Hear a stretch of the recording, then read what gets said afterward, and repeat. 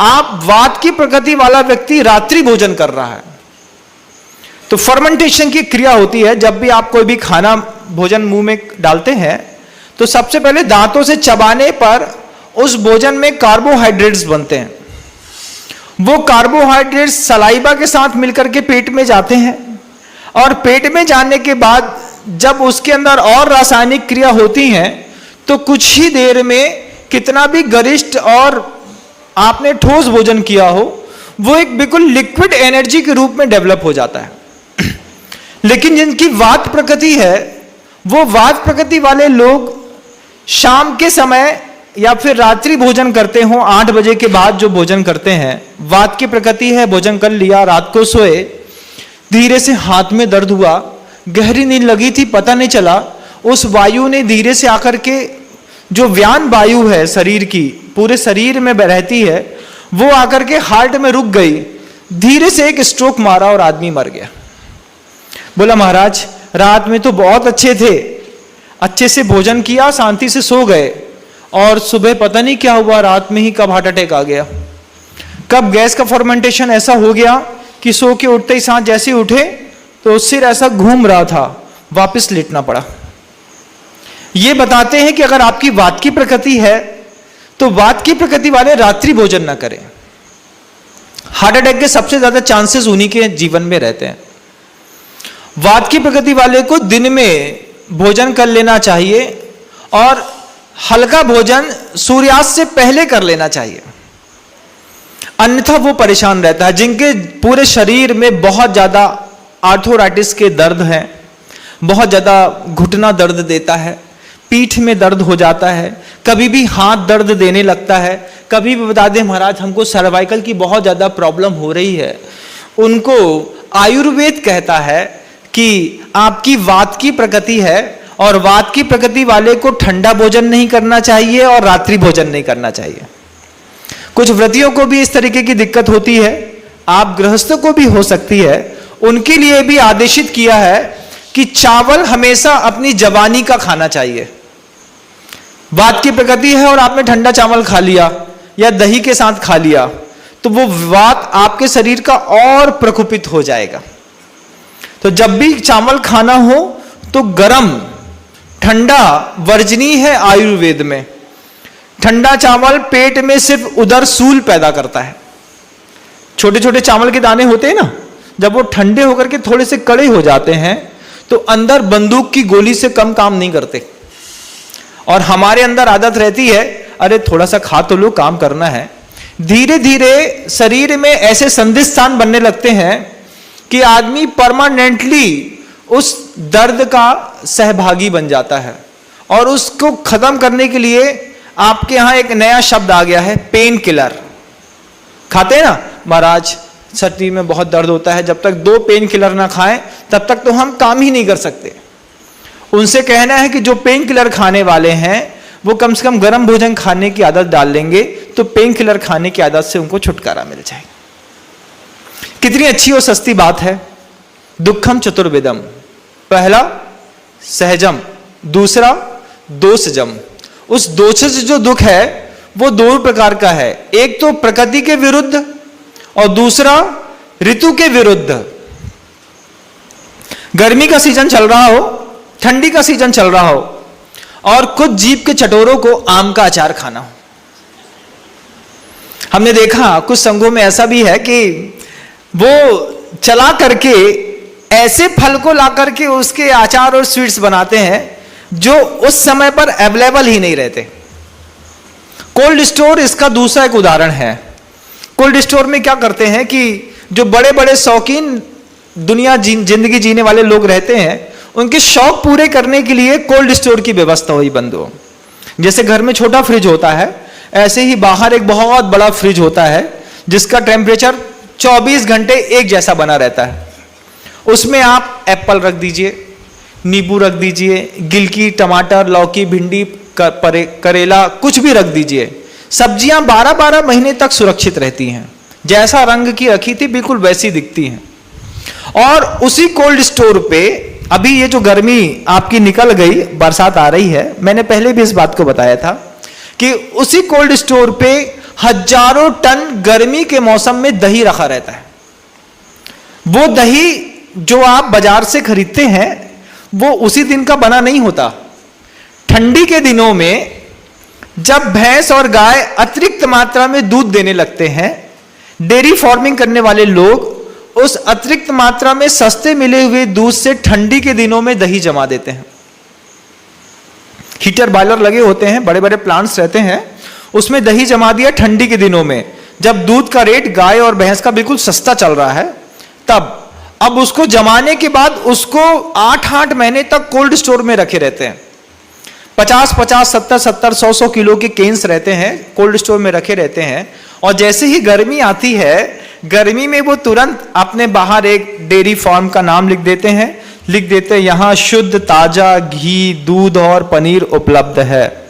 और हम तो भूखे रहते ही हैं, पित्त हमारा प्रकुपित रहता है, दिमाग काम नहीं कर रहा रहता है, बस एक चीज रखती है, भैया इतनी गर्मी है, अच्छी लस्सी मिल जाए, अच्छा ठंडा दही मिल जाए, जाओ बाजार से खरीद के ले आओ।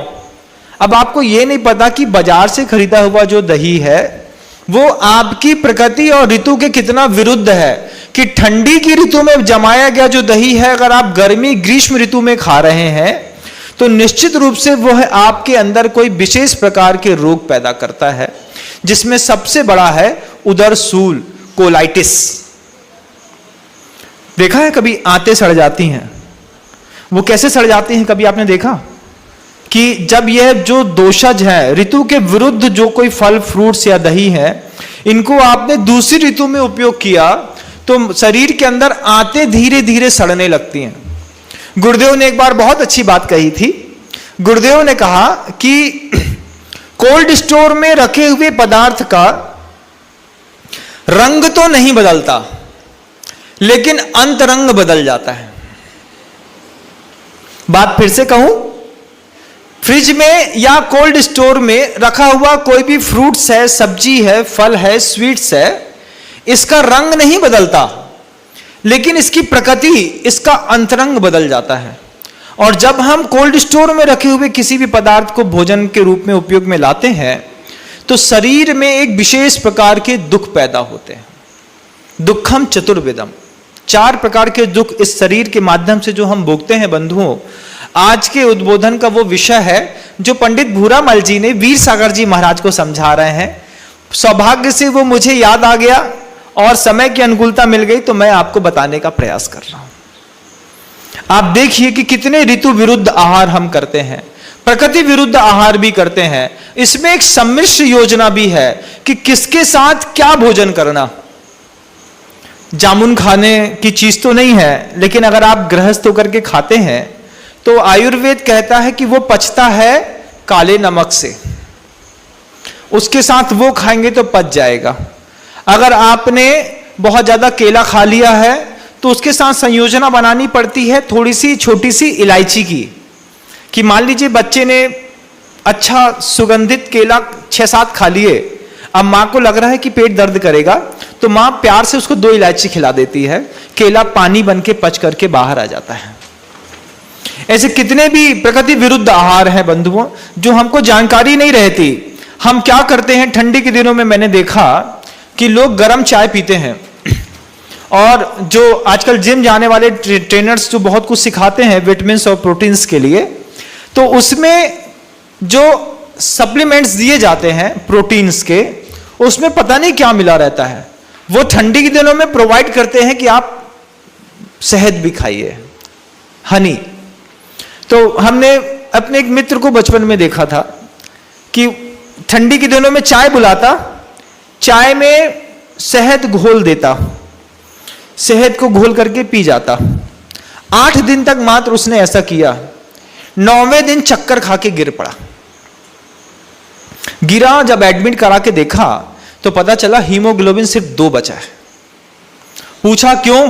क्योंकि शहद एक कैटालिटिक का एजेंट है, ऐसा एजेंट है कि वो किसी भी चीज की शक्ति को 10 गुना करता है। अब मान लीजिए आपने 1 कप गर्म चाय पी, उसमें निकोटिन मिला है और चाय गर्म है, तो गर्माहट को 10 गुना और निकोटिन को 10 गुना करके वो आदमी के अंदर एक ऐसा कुछ अलग से रिएक्शन रिड्यूस कर रहा है जिसके माध्यम से उसका पूछा हीमोग्लोबिन फिनिश हो गया। आदमी उसको खा गया ये सोच करके कि हम पचा लेंगे, सब कुछ कर लेंगे। जवान आदमी चक्कर खा के गिर पड़ा। पूछा, बताया तो पता चला कि शहद कभी भी गर्म पदार्थ के साथ नहीं खाया जाता, ठंडे के साथ खाया जाता है। जैन दर्शन में तो खाया ही नहीं जाता।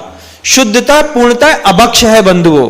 किसी भी जैन को कभी भी किसी भी प्रकार के शहद का उपयोग करने की आवश्यकता अगर आयुर्वेद में भी पड़े तो वे जैन इतने समृद्ध और विवेकशील रहते हैं कि गुड़ की चाशनी बना करके उस शहद के बदले चाशनी का, गुड़ की चाशनी का प्रयोग करते हैं और अपने काम को कर लेते हैं। क्योंकि शहद का उत्पत्ति स्थान मधुमक्खियों के छत्ते को नष्ट करके निकाला जाता है। हजारों लाखों मधुमक्खियां मरती हैं, जब जाकर के वो शहद मिलता है उसमें भी उगाल रहती है और तत्संबंधी अनंत त्रस जीवों की उसमें उत्पत्ति होती रहती है। लेकिन लोग करते हैं, जबकि वो पूर्णतः अभक्ष है। किन्हीं किन्हीं धर्मों में तो पंचामृत में एक शहद को भी डाल दिया। उनसे पूछा गया कि व्यवस्था कहां से बनी, तो वे विद्वान भी उसका उत्तर देने में सक्षम नहीं रहे। उन्होंने कहा पंचामृत में कुछ मीठा डालना था, मीठा के बदले में हमने परिस्थिति बसात शहद डाल दिया। जबकि महाभारत का श्लोक कहता है, अगर आप राम के अनुयायी हैं, अगर आप हिंदू हैं, रामायण और महाभारत में विश्वास रखते हैं, तो रामायण का वह श्लोक वाल्मीकि ऋषि द्वारा लिखा गया आज भी प्रासंगिक है। जब सीता हनुमान से पूछती है कि हनुमान, तुमने बहुत कुछ बताया राम के बारे में, मैं मान गई, लेकिन यह बताओ कि राम भोजन क्या करते हैं। क्योंकि सीता उस समय लंका में थी और राम का संदेश लेकर के हनुमान पहुंचे हैं। सीता को सारी बातें सुनने पर भी हनुमान के ऊपर विश्वास नहीं हुआ, तो सीता बस एक ही बात सोचती है कि राम भोजन क्या करते हैं। अगर हनुमान ने यह बता दिया तो मैं मान जाऊंगी कि ये राम के पास से आए हैं। तो हनुमान से सीता पूछती है कि बताओ राम का भोजन क्या है। तब हनुमान जो श्लोक कहते हैं और वाल्मीकि ऋषि ने रामायण में जो श्लोक उद्धृत किया है वह हमारे लिए चिंतनीय है अगर हम हिंदू हैं तो। हनुमान कहते हैं श्लोक में, आप देखिएगा अपनी वाल्मीकि रामायण में, श्लोक में कहते हैं न राघवो मांसम भुगते न चैव मधु सेवते। दो शब्द कह दिए कि राघव जो है वो ना मांस खाते हैं, न चैव मधु सेवते, न वो मधु हनी शहद का प्रयोग करते हैं। फिर क्या खाते हैं, वन्यम सुवीतम नित्यम भक्तम अश्नाति केवलम। वन में जो अच्छे फल सहज मिल जाते हैं, राम का एकमात्र वह फल भोजन है, इसके अलावा कोई भोजन नहीं है। हमारे आराध्य राम का भोजन क्या है आप देख लीजिए, और हम उनके अनुयायी होकर के हमारा भोजन कैसा शामिल हो गया है आप देख लीजिए। दिन भर व्रत करने के बाद जो राम सूर्यवंशी हैं, सूर्यवंशी होने पर वे सूर्य की उपस्थिति में सारे काम कर रहे हैं, उनके अनुयायी दिन भर उपवास रखते हैं और रात्रि का भोजन करके रात्रि में व्रत तोड़ते हैं। अभी एक विद्वान से हमने पूछा कि रात्रि भोजन की परंपरा हिंदुओं में कहां से चली। उन्होंने धीरे से उत्तर दिया, स्वामी जी सारे काम सूर्य की उपस्थिति में नहीं होते, कुछ चंद्र की उपस्थिति में भी होते हैं। हमने कहा चंद्र की उपस्थिति में भोजन करना कहां लिखा है आप बता दीजिए। तो उन्होंने कहा फिर क्या लिखा है। हमने कह दिया कि चंद्र की उपस्थिति में आपकी रामायण ही कह रही है कि चंद्र की उपस्थिति में ज्ञानामृतम भोजनम क्रीते, ज्ञानामृत का भोजन करो और ध्यान करो। ये करने के लिए कहा है, भोजन करने के लिए कहां पे कहा है। यह आगम परंपराओं में चारों वेद में दृष्टनीय है। बंधुओं आप देख के मुझे सूचित करके बताइएगा कि रात्रि भोजन की परंपरा हिंदू परंपराओं में कहां से आई। जबकि शुद्ध राम को मानने वाले तो सूर्यवंशी राम भरत को उपदेश में कह रहे हैं, ये बात कहते हैं राम कि सूर्य की उपस्थिति में ही सारे काम करना, दान देना तो सूर्य की उपस्थिति में, भोजन करना सूर्य की उपस्थिति में। भरत ने पूछा क्यों, तो राम कहते हैं जब घर में कोई एक प्रिय शांत हो जाता है तो हम भोजन नहीं करते, फिर सूर्य तो अपने आराध्य देवता है, जब वो अस्ताचल में चले गए तो अपन भोजन कैसे कर सकते हैं भरत? सोचो तुम थोड़ा सा, क्या शब्द है राम के भरत को समझाने के, और कहां हमारी आज गतिविधियां होती चली जा रही हैं।